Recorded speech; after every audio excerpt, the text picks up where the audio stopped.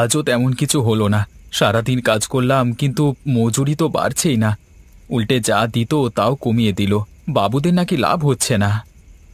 তোমার এমন অবস্থা দেখে আমারও মনটা ভেঙে যাচ্ছে গো। এভাবে কিভাবে চলবে আমাদের সংসার? ছোট ছেলেটাও বড় হচ্ছে গো। ওকে তো এবার স্কুলে ভর্তি করাতে হবে। সেখানেও তো একটা বড়সড় খরচের ব্যাপার আছে। কিভাবে যে করব আমরা। জানি গো, জানি। কিন্তু তুমি তো দেখছো এই গ্রামে কাজের যা অবস্থা, আমাদেরই তো কোনো রকমে চলছে। এরপর আর এসব করব কিভাবে? ছেলেকে দুবেলা খেতেও দিতে পারি না, তার উপর স্কুল। কি করে সম্ভব? কোনোদিন খেতে পায়, কোনোদিন পায় না। ছেলে মেয়েকে ঠিকমতো খেতে দিতে পারছি না, তাতে আমারও কষ্ট হয় গো। কিন্তু তুমি এভাবে বলো না গো। আমি যে কি করব কিছু বুঝতে পারছি না গো। গ্রামের পরিস্থিতি ভালো না, আর কাজের চাহিদাও কম। তবুও চেষ্টা করে যাচ্ছি, যদি কোনোভাবে আমাদের ভাগ্যের চাকা ঘোরে। তোমার এই এত কষ্ট দেখলে আমারও যে দম বন্ধ হয়ে আসে। কবে যে আমরা একটু সুখের মুখ দেখতে পাবো কে জানে।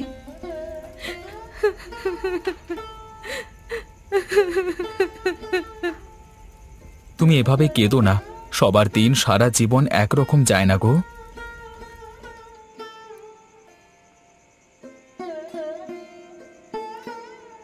আর কতদিন এভাবে চলবে গো? দিন যায় দিন আসে, তবু আমাদের অভাব তো যায় না।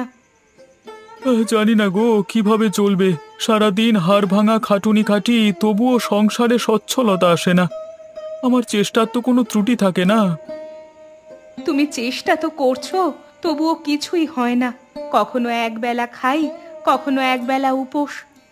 ছেলেটাও খিদে পেটে শুয়ে থাকে। আমার যে এসব আর সহ্য হয় না। মা হয়ে এসব দেখতে আমি পারি না আর। জানি, কিন্তু গ্রামের সবাই তো একই সমস্যায় আছে। কাজ পেতেও এখন এত কষ্ট হয়। কাজের মজুরি তলানিতে এসে ঠেকেছে। হাড় ভাঙা খাটনি, আর মজুরি পাই ওইটুকু। কতদিন আর চলবে এভাবে? আমাদের ছেলেটা তো বড় হচ্ছে, তার লেখাপড়া সবকিছুই থেমে যাচ্ছে। আমি অসুস্থ হয়ে পড়ে আছে, তার জন্য ওষুধ কিনতে পারছি না। এভাবে কেমন করে চলতে পারে? জানি গো, কিন্তু আমি তো আর সত্যি কিছু করতে পারছি না গো। অনেক চেষ্টা করছি, কিন্তু সত্যি তো কিছু হচ্ছে না।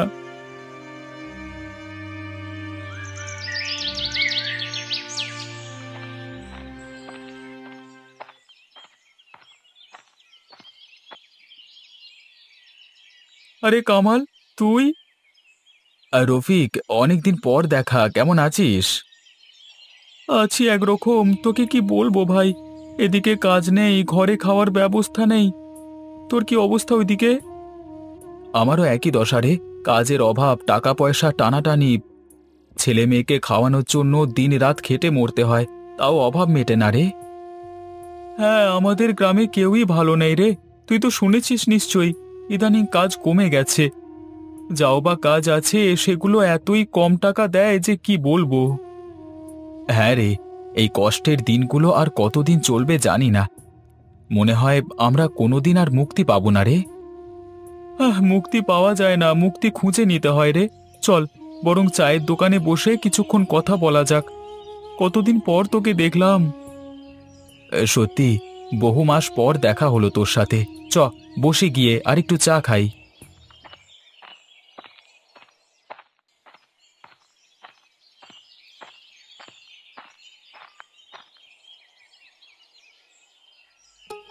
ভাই, 2 কাপ চা দাও তো। হ্যাঁ দিচ্ছি ভাই, আপনারা বসুন।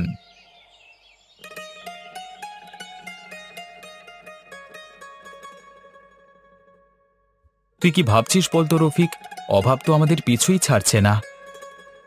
জানি, কিন্তু আমাদের কি এভাবে বসে থাকলে চলবে?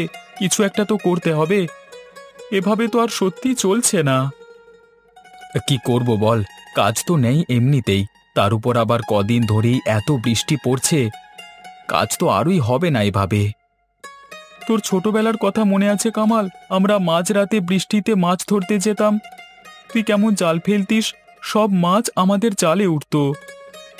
হ্যাঁ রে, সত্যি ছোটবেলাটাই ভালো ছিল জানিস তো।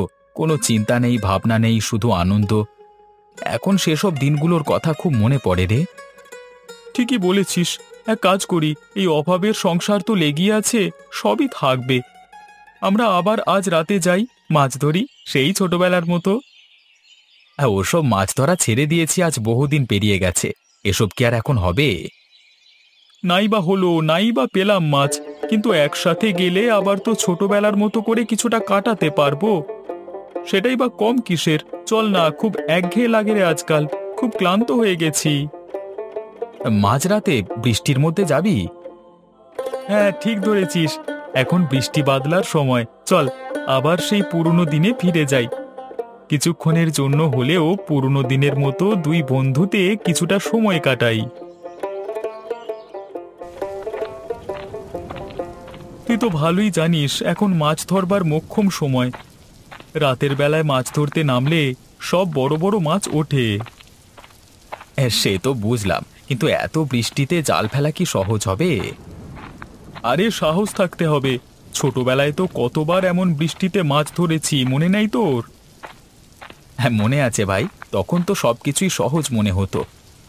এখন একটু ঝুঁকির কথা ভাবলেই মনের মধ্যে ভয় এসে যায়। কামাল, এই কষ্টের জীবন কাটাতে হলে কিছু করতে হবে। মাছ ধরতে পারলে বেশ কিছু টাকা পেতে পারবো। একটু চেষ্টা কর, দেখবি সব ঠিক হয়ে যাবে। ঠিকই বলেছিস। তা বল, জালটা কোথায় ফেলবো? এখানেই ফেল, একটু গভীরে ফেল, জল টলমল করছে, মাছের ঝাঁক এখানেই আছে। হ্যাঁ চল, দেখি পাই কিনা।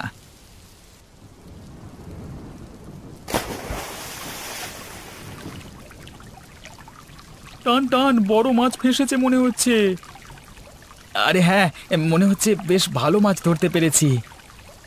আরে টান টান, দেখি কি উঠেছে। আরে আরে দেখ, ইলিশ উঠেছে আজকে। হ্যাঁ ভাই, এত ইলিশ উঠবে ভাবতেও পারিনি। এত ইলিশ আমি কখনো দেখিনি রে।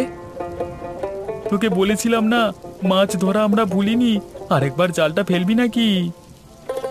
তুই কি বলিস, ফেলি দেখি। হ্যাঁ, ফেল ফেল ফেল দেখি আরেকবার।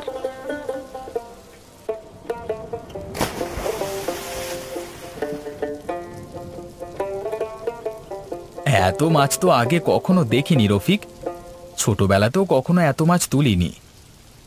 আজ বহুদিন পর আবার একটু ভালো লাগছে রে। ঠিক বলেছিস, রোজকার এত হতাশা অভাব এসব থেকে বেরিয়ে আজ যেন একটু খোলা বাতাস পেলাম। এরকম আমরা মাঝে মধ্যে আসতেই পারি, কি বলিস? সে তো আসতেই পারি, কিন্তু একবার একটু জাল ভর্তি মাছগুলোর দিকে তাকা। হ্যাঁ, বেশ অনেকগুলো মাছই তো পেলাম। এবার এত মাছগুলো কি করব?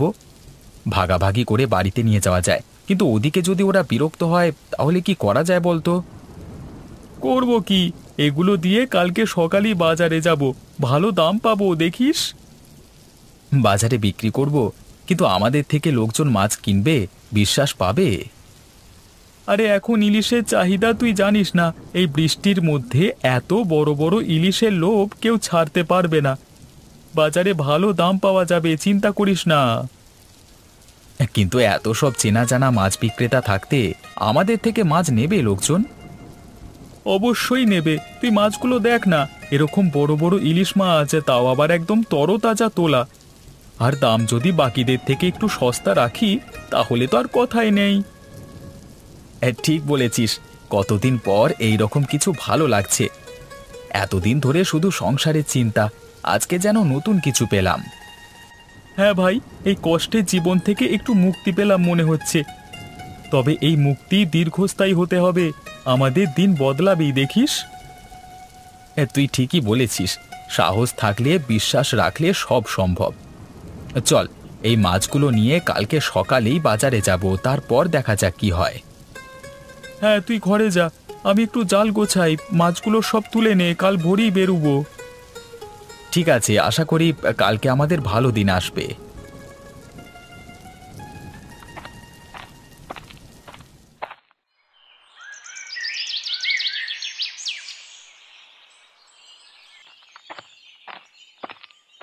আজকে মনে হচ্ছে সত্যি ভাগ্য খুলবে রফিক। এত মাছ বয়ে নিয়ে যাচ্ছি, পিঠে ব্যথা হয়ে যাচ্ছে। হ্যাঁ, আজকে কষ্ট হলেও দেখবি সেই কষ্টের মোটা খেসারও তো পাবি আজকে, মিলিয়ে নিস। দেখিস বাজারে গিয়ে আমাদের মাছ বিক্রি দেখলে তুই অবাক হয়ে যাবি। তুই কেমন করে এত আত্মবিশ্বাসী থাকতে পারিস রে সব সময়? এত বিশ্বাস পাস কোথায়? শোন ভাই, দিন সবার একরকম যায় না রে। দিন বদলায়, সময় বদলায়। আর ইলিশ তো ইলিশই, বৃষ্টিতে উঠে আসা সবচেয়ে সেরা মাছ। তুই দেখবি কত লোক আসবে কিনতে, আমাদের মাছ সব থেকে ভালো বিক্রি হবে। আশা করছি আজকের পর আমাদের সংসারের চিন্তা একটু কমবে। আর যদি লাভ হয় তাহলে তুই আর আমি ভাগাভাগি করে ফেলবো। মাঝে মাঝে আবার রাতের বেলা বেরুবো, ইলিশ ধরা চালিয়ে যেতে হবে। ঠিক আছে, তবে প্রথমে দেখি আজকের দিনটা কেমন কাটে, কেমন বিক্রি হয়। চল ওদিকে যাই, ওখানে বড় মাছের দোকানগুলো বসেছে। দামটা কিন্তু ঠিকঠাক নিতে হবে। একদম ঠিক, চল কথা বলি।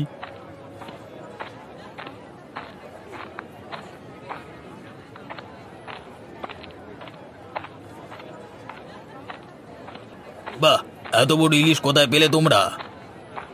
নিজেরাই ধরেছি, কালকে রাতের বৃষ্টিতে বড় বড় ইলিশ পেয়েছি আমরা। এর দাম কিন্তু ভালোই পাবে, চলো আমি কিনে নিচ্ছি। কত দেবে? না, এত ভালো মাছ এই দামে হবে না গো। এই রফিক, এত ভালো দাম দিচ্ছিল, তুই তবু না করলি কেন? সেই জন্যই না করেছি। ওরা যদি এত ভালো দাম দেয় তাহলে আমরা নিজেরাই যদি বসে বিক্রি করি তাহলে কত ভালো দাম পাবো ভাব। এদিকটা তো ভেবে দেখিনি। তাহলে কি করবি? আমরা নিজেরাই বিক্রি করব। চ, একটা ভালো জায়গা দেখে বসে পড়।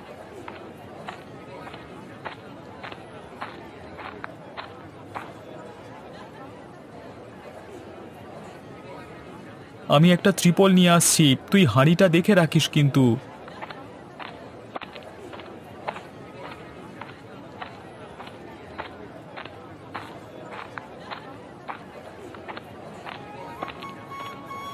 রফিক, মনে হচ্ছে আজকে ভালোই বিক্রি হবে। ইলিশ দেখে লোকজনের চোখগুলো কেমন চকচক করছে।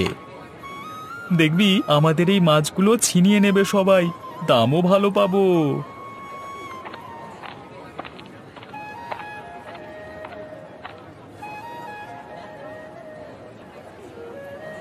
ওরে বাবা, এত বড় ইলিশ মাছ, দাম কত? ভাই, আজকের ইলিশ একদম টাটকা, দামটাও আপনাদের সাধ্যের মধ্যে। কিন্তু এত বড় ইলিশ মাছ এখন সহজে মেলে না। হ্যাঁ, ঠিক বলেছ। কত চাও? 150 টাকা কেজি। 150? এত কম দাম? ভাই, এই ইলিশ টাটকা, রাতে নিজের হাতে ধরেছি। এই বৃষ্টির মধ্যে নিজেরাই ধরেছি আমরা, তাই একটু সস্তায় দিতে পারছি। আচ্ছা ঠিক আছে, আমাকে 1 কেজি দাও। আমাকেও দাও, এমন ইলিশ পাওয়া মুশকিল। আমাকে 2 কেজি দিও কেমন? ঠিক আছে ভাই, তোমরা নিয়ে যাও, কালকে আরো আসবে। হ্যাঁ,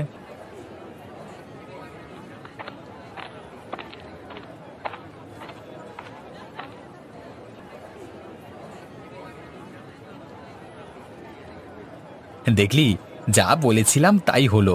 এত ইলিশ এত তাড়াতাড়ি বিক্রি হয়ে গেল। দেখ, বলেছিলাম তো, এখন ইলিশের চাহিদা তুঙ্গে। আমাদের দুশ্চিন্তা আপাতত মিটলো।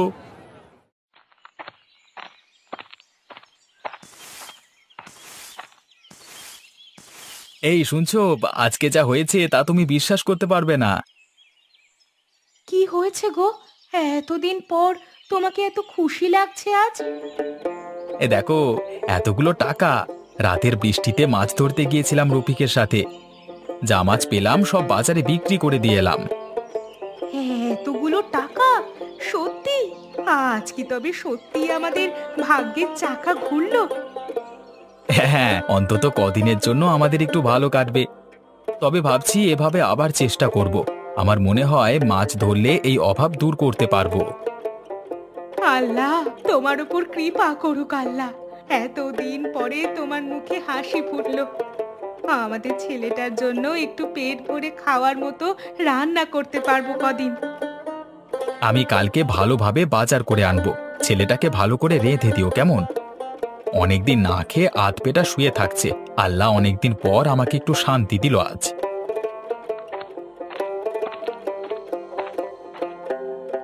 এই যে শোনো, এইদিকে এসো গো, কোথায় গেলে?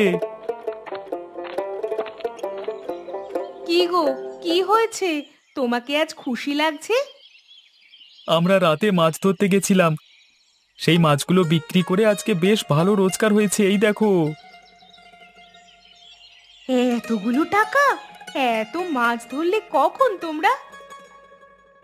এই কালকে মাঝরাতে বৃষ্টির মধ্যে, আজকে ভাগ্য আমাদের সহায় ছিল, এত বড় ইলিশ ধরেছিলাম। বাজারে একটাও মাছ বাদ পড়েনি, সব বিক্রি হয়ে গেছে, কারাকারি করে লোকজন কিনেছে। আল্লাহ, আমাদের ভাগ্যে এমন দিনও ছিল। এবার থেকে সংসার একটু গুছিয়ে চলতে পারবো।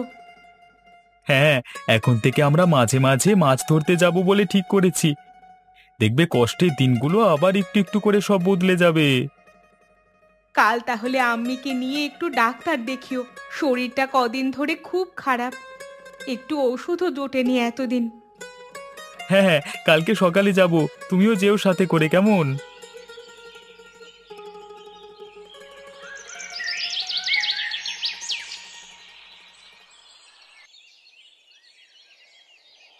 দেখেছিস ওদের এক রাতে এত টাকা কি করে পেলো কে জানে। হ্যাঁ, ঠিকই বলেছিস, শুনলাম নাকি মাছ ধরা শুরু করেছে দুজনে। তা এত বড় বড় মাছ পেলো কি করে কে জানে। একে বলে ভাগ্য, বুঝলে? আমাদের তো এতদিনও ভাগ্যের শিকা ছিল না, আর ওরা এক রাতে মাছ বিক্রি করে এত টাকা লাভ করে ফেললো। হ্যাঁ, এমন ভাগ্য যদি আমাদের হতো, আমরাও তাহলে একটু টাকা পয়সার মুখ দেখতে পারতাম। দেমাগ দেখছো দুজনের, অহংকার যেন পাপ হচ্ছে না।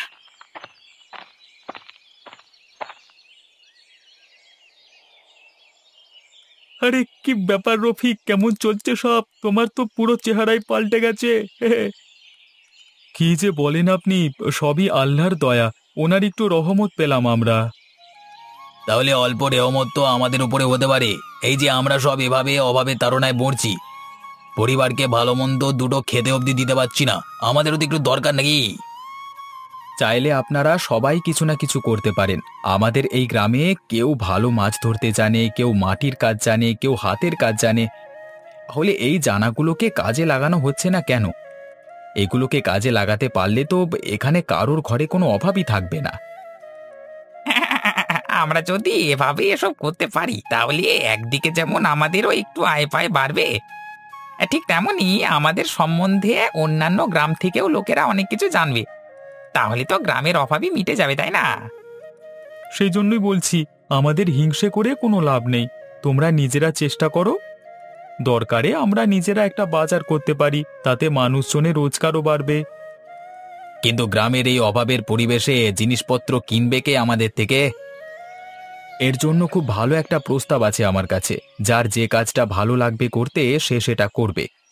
এই গ্রামের লোকজন এবার থেকে টাকা নিয়ে কেনাবেচা করবে না, যার যে জিনিসটা পছন্দ সেই সেই জিনিসের আদান প্রদান করবে। আমাদের সব দরকারি জিনিস যদি গ্রামেই পাওয়া যায়, তাহলে টাকা আছে কি নেই তাতে কিছু আসে যাবে না। মানে 1 কিলো চাল নেওয়ার জন্য চাইলে 2 কিলো চিনিও নিতে পারে, বা অন্য কিছু। এ তো দারুণ বুদ্ধি। আরে এতে আমাদের জিনিসপত্র বিক্রি না হওয়ার ভয়টা থাকবে না, আবার সবার অভাব অভিযোগও মিটে যাবে। না কামাল, তুই তো কামাল করে দিলি ভাই, এমন বুদ্ধি এর আগে কেউ কখনো দেয়নি। দারুণ হবে ব্যাপারটা। চলো তাহলে আমরা আবার নতুন উদ্যমে কাজটা শুরু করি।